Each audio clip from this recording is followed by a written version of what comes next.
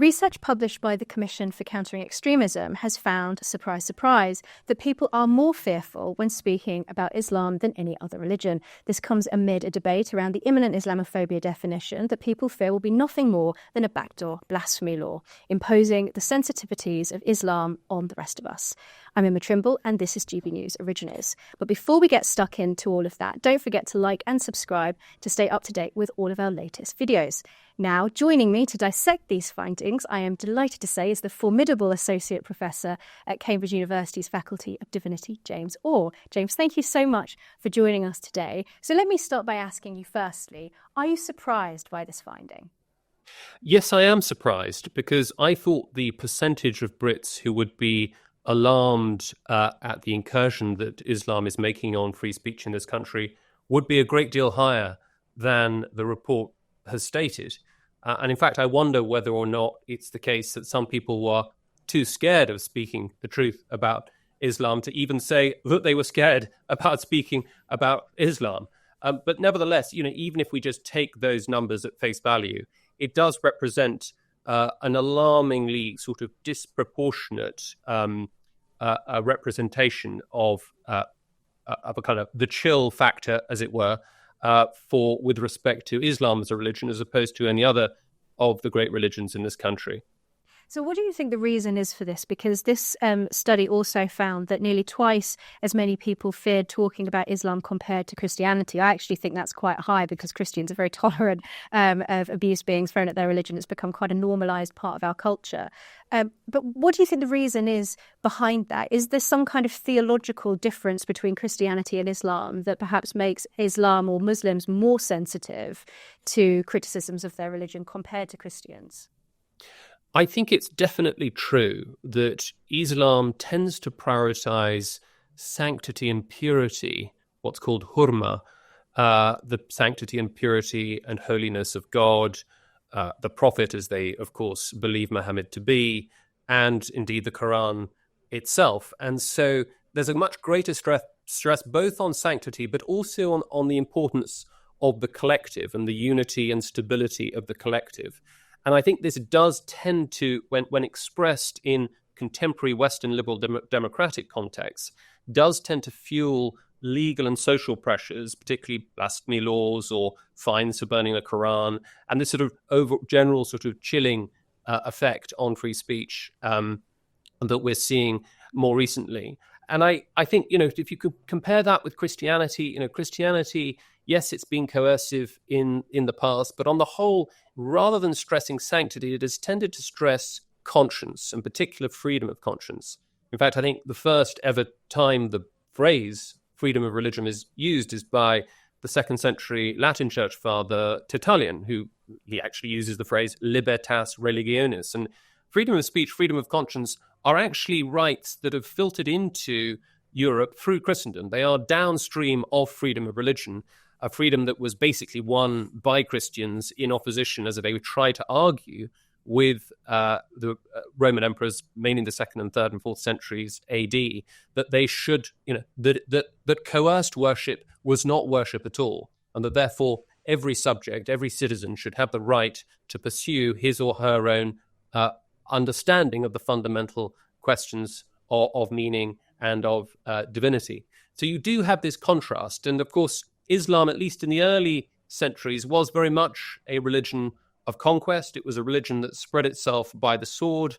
Christianity wasn't afraid to use the sword, of course, in the Crusades. But generally speaking, Christianity spread primarily through acts of service, and also through reason, free inquiry, and debate from the early centuries onwards. Now, that distinction's a little bit crude, but I think basically sound, and I think that's why you see such dramatic differences when you look at global indices of free expression, free speech, journalistic freedom between Muslim majority countries and Christian or post-Christian secular countries.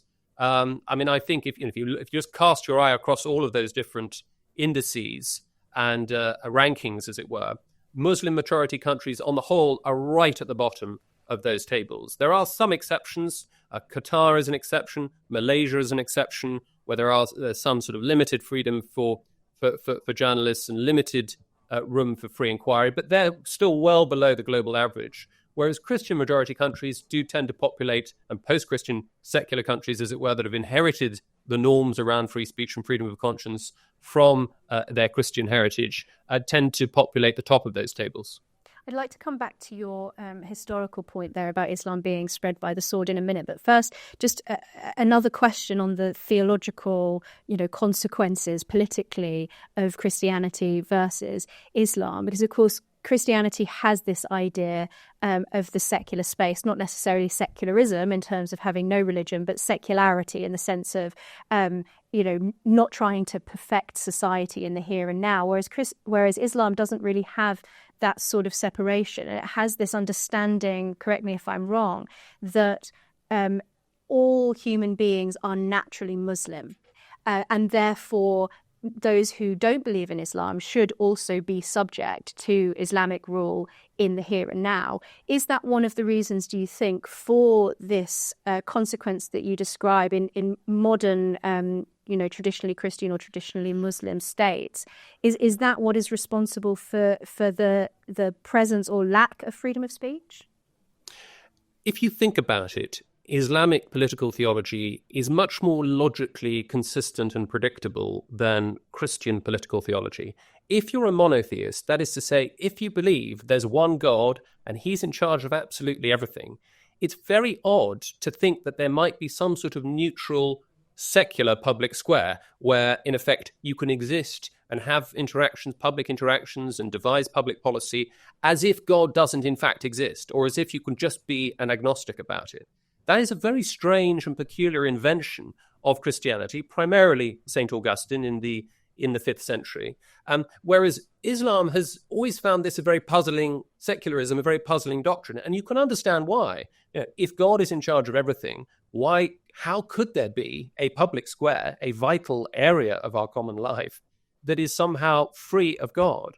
So there is a sort of, in a way, Christianity's contribution is it's an unusual one. It's not one that one might have predicted. Now, of course, Augustine didn't quite mean that there should be a completely neutral, God-free public square. He simply meant that there's a distinction between state and church. There's a difference between the temporal and the eternal. And Islam's always refused that distinction for reasons that you can entirely understand. But yes, you're right. I think that definitely has shaped the sorts of norms and the sorts of protocols and conventions around things like freedom of speech, freedom of conscience, and many, many other values which we take for granted in the West as a result of our Christian heritage, which are simply unintelligible within countries that trace their lineage to Islam. And you mentioned there about the fact that Islam was spread by conquest. And that actually is something that in the original Islamophobia report, the APPG report back in 2018, that they said saying Islam is spread by the sword is an example of Islamophobic speech. And so we've recently seen these peers, over 30 peers, writing to the working group on Islamophobia, Labour's working group that's trying to come up with this new definition, to express their concerns that this non-statutory definition could potentially find its way into free speech codes in universities. Dominic Grieve, who actually wrote the foreword to that original report, he said that he actually hopes that it will be incorporated into these sorts of codes and that it will help to deal with microaggressions and so on. So do you feel that actually this is a threat? Do you agree with these peers that this is a threat to freedom of speech and academic freedom on campuses if, for example, scholars can't do historical research about how Islam might have been spread by the sword, or talk about the history of the Crusades if it takes a negative view on, the Islamic world's conquest of Christian areas before the Crusades happened and were a response to? Yeah, it's a very good point to have raised, because I think there can be a tendency to blame the chilling effect on free speech that Islam seems to be exerting simply on British Muslims and British Muslim communities. And I think while they do bear some of the blame, they don't bear all of it. I think the state bears at least as much. And you see this, nowhere do you see this more than in this ham-fisted definition of Islamophobia from the APPG, the All-Party Parliamentary Group on Islamophobia. What they did, and this is something that's very, very common right across the public square, is to confuse Islam as a belief system with ethnicity and race. So that what they're trying to do is they're trying to fold Islamophobia into effectively the statutory definitions of racism, so that it carries all of the negative effects that racism has under English law. Now, there's so much to say about this, but obviously this will have a chilling effect on free speech. Obviously, it is lawful speech to criticize Islamic beliefs, just as it's unlawful to discriminate against, and that's perfectly consistent with it being unlawful to discriminate against Muslims for being Muslim. And of course, the very term Islamophobia is this confected fake term, really. It's trying to effectively leverage the political success that terms like homophobia have had in the past, and so that effectively kind of politicized Muslim groups can effectively are trying to sort of tuck themselves under that incredibly powerful protective shield and actually politically potent sword that is the sort of all the other phobia definitions have achieved elsewhere.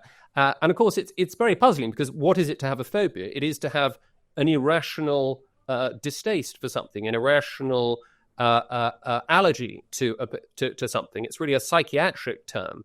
And so what it's saying from the outset is that there can be no reasonable criticism of Islam. Any criticism of Islam is ipso facto, in and of itself, irrational, just the result of a strange pathology, a psychiatric condition. So, the whole term is diseased really from start to finish and presents enormous threats to freedom of speech, and especially to universities. I know that 21 universities adopted that Islamophobia definition, which unacceptably conflates criticism of Islam with anti-Muslim hatred. It's something that we need to watch very carefully. And I just want to note here the work of Nick Timothy, the Conservative MP, on this. Please go and look at his website and read his work on this and listen to his speeches on it. He's been effectively extremely courageous on it. And I think it's all important that we support Nick and sign the documents that he's urging everyone to sign, to draw greater public attention to the dangers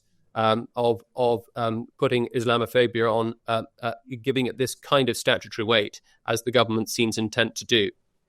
Hello, I'm Bev Turner. Now, it can feel like the money in our bank accounts at the moment does not keep up with the cost of living, and maybe there's a solution.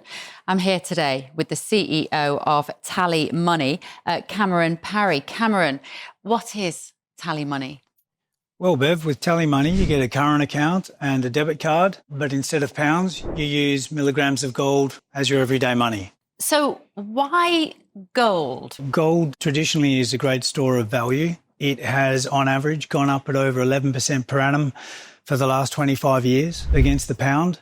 It's tripled in value in the last decade. And in the last 2 years alone, it's increased by 50% against the pound.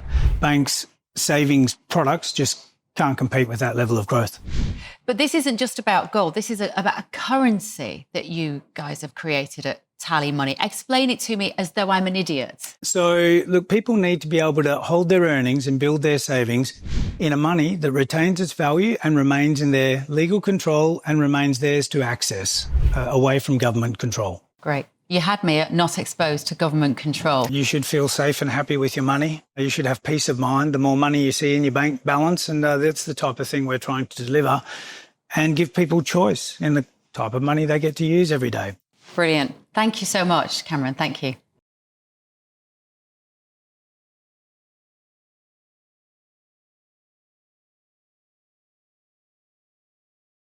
So could you explain this concept of culture race that is the kind of philosophical roots of this conflation between race and religion? Because I think a lot of people will criticize this and say, well, you're accusing me of being racist because I have criticized a religion. But of course, for those who believe in this concept of culture race, that isn't fallacious in any way. They think that that's absolutely justified. Well, I think that makes no sense at all. We know that white Europeans are converting to Islam in unprecedented numbers. We know that in Britain's prisons, offenders, white British, as it were, Christian or secular offenders are converting to Islam because that's the way to get easy protection in prison. And if you look at global Islam, it's made up of all kinds of ethnicities and races. There's Southeastern Asian Islam, of course, in Malaysia and elsewhere. There's Arab Middle Eastern Islam, of course, but there's Islam in sub-Saharan Africa.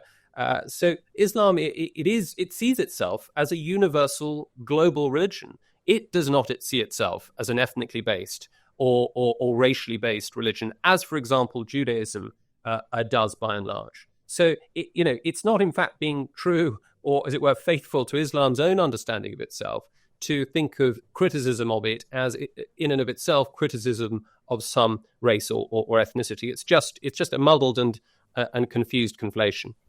And of course, they will, talk about the ways in which certain criticisms of Islam can be instrumentalized as a way of attacking Muslims. For example, talking about the Prophet Muhammad in a negative way, or talking about the Quran in a negative way. And one of these findings is that 38% of people felt that they have to hold back their views, non-Muslims this is, when talking about issues to do with Muhammad and the Quran. What are the most egregious examples that you can think of cases where there have been quite serious ramifications that maybe justify this 38%, or possibly even higher? I would have expected this to be higher. Well, I just to start with, I find it very puzzling that the concern or the fear that's being expressed is that it's non-Muslim Europeans who risk inciting violence and hatred and social ostracism against Muslims. Because if anything, it seems to be the other way round. We live in a country where a school teacher is still in hiding after 4 years up in Batley after showing the Muhammad cartoons that were shown he showed the Charlie Hebdo caricature. That prompted massive protests outside the school. It prompted death threats. And as I said, he's still in hiding. And there are lots of other examples too. Earlier this year, remember, we had the incident of the Quran burning. Now, I think burning a Quran is needlessly provocative. It is ill-mannered. It is rude, it's distasteful, but it should not be illegal. It should not be unlawful. And nobody thinks that if any other holy book or sacred scripture had been publicly burned, there would have been that kind of reaction. Again, partly from Muslims, but mainly from the state. The police fined the man £240 for a so-called religiously aggravated public order offence. And I think it turned out that what the man was charged with, I think Robert Jendrick pointed this out, was not in fact a crime. But such was the sort of reflexive willingness of the police to crack down on any criticism of Islam, even albeit a very provocative and I think needlessly provocative one. It shows just what sort of double standards are being applied to this religion and this religion alone. Or think of the Wakefield Quran row. I think it was a couple of years ago where those boys were suspended for scuffing a Quran, and there was that extraordinary struggle session where this poor autistic boy and his mother were, as it were, hauled in front of representatives of the Muslim community by police, if I recall, and asked to give a sort of public mea culpa in front of the TV cameras. I think it was just monstrous. We're pretty lucky in Britain. We haven't, for example, been as unfortunate as France. I'm thinking back to 2020 with the decapitation of a school teacher, Samuel Paty, because for allegedly showing cartoons of Muhammad. This is sort of vigilante justice. And now the perpetrators and the accomplices were put on trial. It was dealt with, but that has an extraordinarily chilling effect, has had an extraordinarily chilling effect, not just on France, but on any European country with a significant Muslim minority that will have read those reports. And so, we could go on and on and on. The examples are endless, but I don't think there's much doubt that the empirical case supporting the fears of those 38% that Islam is indeed imposing a chilling effect on free speech is irrefutable.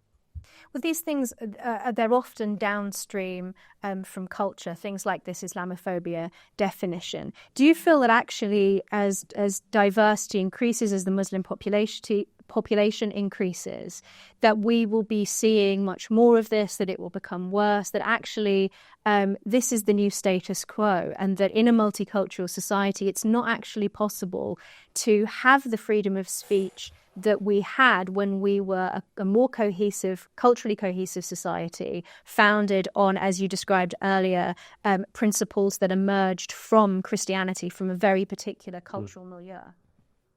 Yes, it's a very good point. And I think I would say, leaving Islam to one side for a moment, it is certainly true that not only is diversity not our strength, it is a debilitating weakness. It's not necessarily a debilitating weakness that we can't overcome.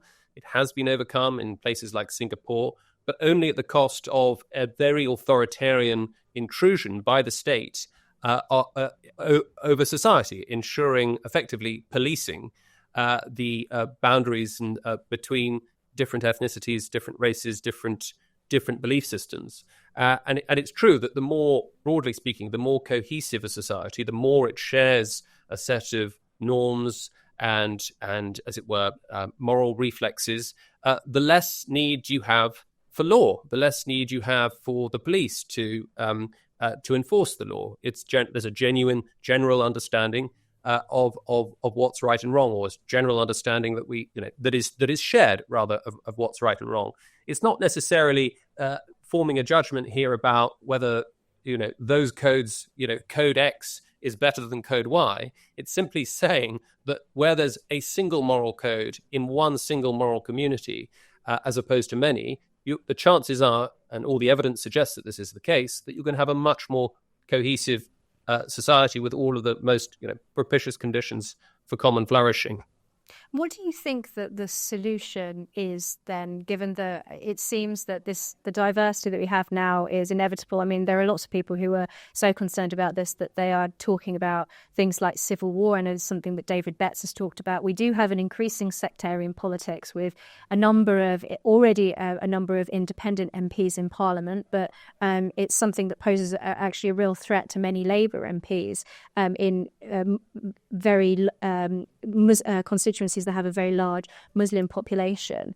What is the solution here in order to protect free speech in the long term? Because this, of course, is not just about your average Brit. I mean, obviously, this research has also found that this is particularly affecting older white working class men who particularly feel that they can't say anything at all.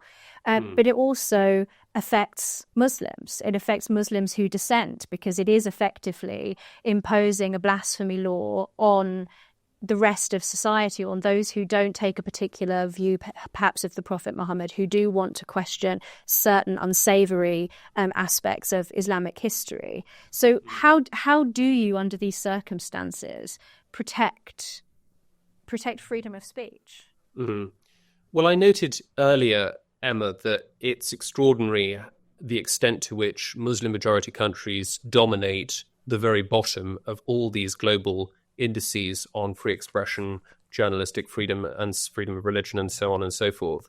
If the numbers are to be believed, it's perfectly plausible that Britain will become a Muslim majority, or at least a Muslim plurality country by the end of this century. And I think it's implausible to suppose that a Muslim majority Britain will somehow buck the trend or be an exception to that very, very clear pattern that we're seeing in those league tables. And so I think, there's a very tight correlation between a number of the dominance that Islam has in a country and the abuses and constraints on free speech and freedom of religion. What's the solution? Well, quite obviously, to arrest and preferably reverse mass unvetted migration from those parts of the world that don't take free speech or freedom of conscience or freedom of religion as seriously as we do. And as I said, if those tables to be believed, are to be believed, and there's no reason not to believe them, those countries are Muslim-majority countries, particularly Pakistan, particularly Afghanistan. These are, in my view, backward moral cultures, and even if you don't think they're backward, they're certainly strictly incompatible with the moral culture that Britain can rightly be proud of, and particularly when it comes to issues of freedom of speech and freedom of conscience. And certainly, importantly, don't introduce things like an Islamophobia definition that's going to make the situation much, much worse. Yes, absolutely. Or don't introduce the Prevent programme, which was introduced by the Tories, I think, about 15 years ago, and that now seems to be used. It really was a government measure to address the problem of radical Islam in universities and elsewhere. And now we see is being effectively used to target a completely confected phenomenon, namely the far right, evidence for which is, according to William Shawcross's report, reading C.S. Lewis, J.R.R. Tolkien, and Douglas Murray. More people have been investigated for far-right extremism, 20%, under Prevent, than Islamism, 16%. And so the state is, as I said, at least as much to blame as Muslim communities who ought to be trying to get their house in order. I think the police are going to be knocking at your door wanting to inspect your bookshelves, James. Thank you so much. Looking forward to it. Thank you so much for joining us. Don't forget to like and subscribe and let us know what you think in the comments, and stay up to date with all of GB News Originals content.